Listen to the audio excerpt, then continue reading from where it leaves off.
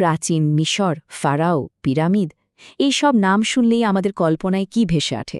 হয়তো বিশাল সমাধির ভেতরে রাজার সাথে তার শয় শয় ভৃত্য আর অনুচরদের জীবন্ত কবর দেওয়া হচ্ছে। সিনেমা বা গল্পের বইতে তো আমরা এটাই দেখে বড় হয়েছি। কিন্তু এই যে ভয়ঙ্কর একটা ছবি, এর পেছনের সত্যিটা আসলে কি? চলুন আজ এই ধারণাটার ওপর থেকে পর্দাটা একটু সরিয়ে দেখি ইতিহাস আমাদের কি বলছে। তো একেবারে সোজা সাপটা প্রশ্নে আসা যাক, রাজার সাথে তার সব লোকজনদের জীবন্ত কবর দেওয়ার এই গল্পটা কি সত্যি? দেখুন, উত্তরটা একই সাথে হ্যাঁ, আবার নাও। মানে ব্যাপারটা হলো, রাজার মৃত্যুর পর তার সেবকদের হত্যা করার প্রথা আসলেই ছিল, কিন্তু সেটা হলিউডের সিনেমায় যেভাবে দেখানো হয় ঠিক তেমন নাটকীয়ভাবে নয়। আর সবচেয়ে বড় কথা হলো, মিশরের হাজার হাজার বছরের ইতিহাসে এটা ঘটেছিল খুব খুব অল্প সময়ের জন্য। এইখানেই তো আসল পার্থক্যটা। জনপ্রিয় ধারণাটা হলো ফারাওরা তাদের সব জীবন্ত চাকরবাকর নিয়ে কবরে যেতেন, কিন্তু প্রত্নতাত্ত্বিক প্রমাণ আমাদের যে গল্পটা বলে সেটা আরও অনেক বেশি নির্দিষ্ট। হ্যাঁ, রাজার সেবা করার জন্য তার অনুচরদের হত্যা করা হতো, কিন্তু তাদের জীবন্ত কবর দেওয়ার প্রমাণ প্রায় নেই বললেই চলে। আর এই প্রথাটা মিশরের সব রাজবংশে নয়, কেবল একটা বিশেষ সময়েই চালু ছিল। তার মানে একটা বাস্তব ঘটনাকে ফুলিয়ে ফাঁপিয়ে একটা বিশাল মেথ তৈরি করা হয়েছে। তাহলে প্রশ্ন আসেই যে এমন একটা নৃশংস প্রথা শুরুই বা হলো কেন? এর উত্তরটা আসলে লুকিয়ে আছে প্রাচীন মিশরীয়দের পরকাল নিয়ে তাদের গভীর বিশ্বাসের মধ্যে। তাদের কাছে মৃত্যু মানে সবকিছু শেষ নয়, বরং অন্য একটা জগতে নতুন করে জীবন শুরু করা। আর সেই জীবনেও রাজার যেন কোনো রকম অসুবিধা না হয়, সেটাই ছিল তাদের মূল ভাবনা। এই পুরো ব্যাপারটার মূলে ছিল একটা ধারণা, যাকে ওরা বলতো কা। সোজা কথায় কা হলো আমাদের জীবনশক্তি বা আত্মা, যা মৃত্যুর পরেও টিকে থাকে। কিন্তু এই কায়েরও পার্থিব জীবনের মতনই খিদে পায়, আরামের প্রয়োজন হয়। আর ফারাওয়ের কা যেন পরলোকেও তার রাজকীয় সম্মান আর জীবনযাত্রা বজায় রাখতে পারে, সেই জন্যই তো দরকার একদল ভৃত্যের, যারা মৃত্যুর পরেও তার সেবা করে যাবে। এই উক্তিটা পুরো বিষয়টাকে এক কথায় ব্যাখ্যা করে দেয়। উদ্দেশ্য ছিল একটাই, ফারাও এবং অভিজাতরা পৃথিবীতে যে বিলাসবহুল জীবন কাটাতেন, মৃত্যুর পরেও যেন ঠিক তেমনভাবেই থাকতে পারেন। ব্যাপারটা শুধু ধন সম্পদ বা গয়না সমাধিতে নিয়ে যাওয়া ছিল না, এটা ছিল নিজের ক্ষমতা আর নিয়ন্ত্রণকে মৃত্যুর পরেও প্রতিষ্ঠা করার একটা চরম উপায়। ভাবুন তো, রাজার ক্ষমতা এতটাই ছিল যে তিনি প্রজাদের জীবন আর মৃত্যু দুটোই নিয়ন্ত্রণ করতেন। তবে এই ভয়াবহ প্রথাটা কিন্তু মিশরের ইতিহাসে খুব বেশি দিন চলেনি। এটা ঘটেছিল একটা খুবই নির্দিষ্ট সময়, প্রায় ৩১০০ থেকে ২৯০০ খ্রিস্টপূর্বাব্দের মধ্যে, মানে শুধুমাত্র প্রথম রাজবংশের সময়কালে। রাজা জের এবং জেতের মতো ফারাওদের আমলে এটা একেবারে চরমে পৌঁছায়। কিন্তু অবাক করার মতো বিষয় হল, মাত্র ২০০ বছরের মধ্যেই এই প্রথা প্রায় পুরোপুরি বন্ধ হয়ে যায়। মিশরের হাজার হাজার বছরের ইতিহাসে এটা ছিল একটা সংক্ষিপ্ত কিন্তু খুবই অন্ধকার অধ্যায়। শুধু সংখ্যাটার দিকে একবার তাকান, ৩১৮। প্রত্নতাত্ত্বিকরা রাজা জেতের সমাধির পাশে অন্তত ৩১৮ জন অনুগামীর কবর খুঁজে পেয়েছেন। কিছু কিছু হিসাবে এই সংখ্যাটা আরও বেশি। ভাবা যায়, শুধু একজন শাসকের পরকালের আরাম নিশ্চিত করার জন্য এতগুলো জলজীবন্ত মানুষের জীবন নিয়ে নেওয়া হয়েছিল। এই সংখ্যাটা আমাদের বুঝতে সাহায্য করে যে সেই সময় এই প্রথা কতটা ভয়াবহ রূপ নিয়েছিল, যদিও তা টিকেছিল অল্প সময়ের জন্যই। আর এই ছবিটা হলো সেই ঘটনার একেবারে বাস্তব প্রমাণ। আবিটোসের এই রাজকীয় সমাধিক্ষেত্রে মাঝখানের বড় সমাধিটা হলো রাজার, আর তাকে ঘিরে সারিবদ্ধভাবে যে ছোট ছোট কবরগুলো দেখা যাচ্ছে, সেগুলো হলো সেই সব বলি দেওয়া অনুচরদের।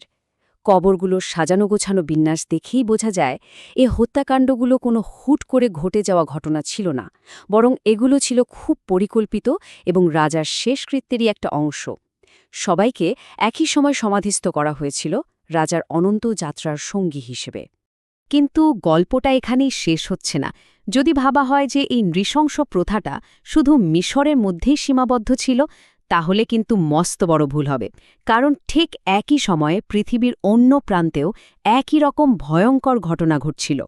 এই যে রাজার জন্য মানব বলিদানের ধারণা, এটা আসলে কোনো একটা সভ্যতার একক আবিষ্কার ছিল না, বরং এটা ছিল রাষ্ট্র গঠনের একদম প্রাথমিক পর্যায়ের একটা সাধারণ বৈশিষ্ট্য, যখন শাসকের ক্ষমতাকে প্রায় ঈশ্বরের সমান বলে মনে করা হতো।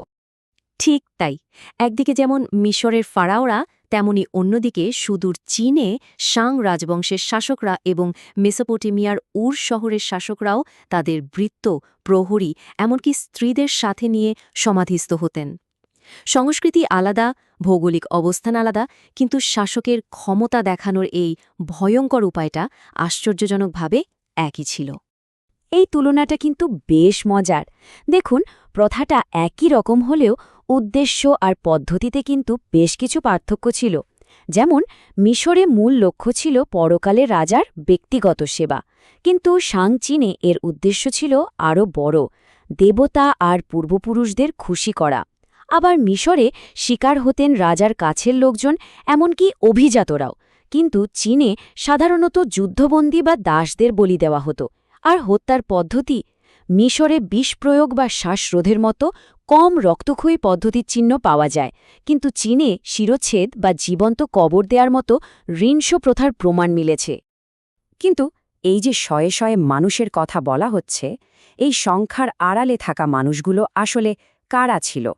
কাদের জীবন উৎসর্গ করা হয়েছিল একজন শাসকের পারলৌকিক জীবনের জন্য? এবার একটু তাদের দিকে নজর ফেরানো যাক। এই তালিকাটা দেখলে সত্যি অবাক হতে হয়। এখানে শুধু সাধারণ দাসদাসী ছিল না, ছিল রাজার দেহরক্ষী হিসেবে কাজ করা তরুণ যোদ্ধারা, ছিল রানী, উপপত্নী এবং সেবিকারা, এমনকি রাজ্যের সেরা কারিগর, ধরুন কুমোর বা নৌকা নির্মাতাদেরও বলি দেওয়া হতো, যাতে পরলোকেও রাজার কোনো কিছুর অভাব না হয়। আর সবচেয়ে আশ্চর্যের বিষয় হল, অনেক সময় সমাজের ধনী এবং প্রভাবশালী অভিজাত ব্যক্তিরাও রাজার অনুগামী হতেন। আর এটাই আমাদের সবচেয়ে বড় আর কঠিন একটা প্রশ্নের সামনে এনে দাঁড় করায়। এই মানুষগুলো কি স্বেচ্ছায় মৃত্যুকে মেনে নিয়েছিল, নাকি তাদের জোর করে হত্যা করা হয়েছিল? এই নিয়ে ইতিহাসবিদদের মধ্যে দুটো প্রধান ধারণা আছে। একদিকে একটা ধারণা হল, অনেকেই এটাকে একটা বিরাট সম্মান বলে মনে করত। ফারাওকে তো জীবন্ত দেবতা হিসেবে দেখা হতো, আর তার সাথে পরলোকে যাওয়া মানে অনন্ত জীবন আর উচ্চ মর্যাদা লাভ করা। অন্যদিকে আরেকটা শক্তিশালী যুক্তি হল, এটা ছিল রাজার ক্ষমতার এক নির্মম প্রদর্শন। রাজা যে শুধু প্রজাদের পার্থিব জীবনই নিয়ন্ত্রণ করেন না, তাদের মৃত্যু তার হাতে, এটা প্রমাণ করার জন্যই এই হত্যাকাণ্ড ঘটানো হতো। সত্যিটা সম্ভবত এই দুটোর মাঝামাঝি কোথাও ছিল। হয়তো কিছু মানুষ স্বেচ্ছায় রাজি হতো, আর বাকিদের বাধ্য করা হতো। কিন্তু এমন একটা ভয়ঙ্কর প্রথা, যা কিনা শাসকের ক্ষমতার প্রতীক ছিল, সেটা হঠাৎ করে বন্ধই বা হয়ে গেল কেন? মাত্র ২০০ বছরের মধ্যে মিশরীয়রা কেন এই পথ থেকে সরে এলো? এর পেছনে কিন্তু কিছু খুবই বাস্তবসম্মত কারণ ছিল। এর সবচেয়ে বড় কারণটা ছিল, শুনতে একটু অন্যরকম লাগলেও অর্থনৈতিক। ভাবুন, প্রত্যেক রাজার মৃত্যুর সাথে সাথে রাজ্যের শত শত সুস্থ, তরুণ আর দক্ষ মানুষকে হত্যা করাটা তো একটা বিরাট ক্ষতি, বিশেষ করে যখন তাদের মধ্যে সেরা কারিগর, যোদ্ধা এবং প্রশাসকরাও থাকতেন। ইজিপ্টোলজিস্ট জ্যাকোবাস ভ্যান ডাইকের এই কথাটা সমস্যার একেবারে গোড়ায় আঘাত করে। তিনি বলছেন, তাদের মৃত্যু পরবর্তী রাজার রাজকীয় কর্মশালাগুলোকে তাদের দক্ষতা থেকে বঞ্চিত করত। মানে সহজ কথায়, একজন রাজার মৃত্যুর সাথে সাথে রাজ্যের সেরা প্রতিভাগুলো হারিয়ে যেত। ফলে নতুন রাজার জন্য এটা একটা বিশাল সংকট তৈরি করত।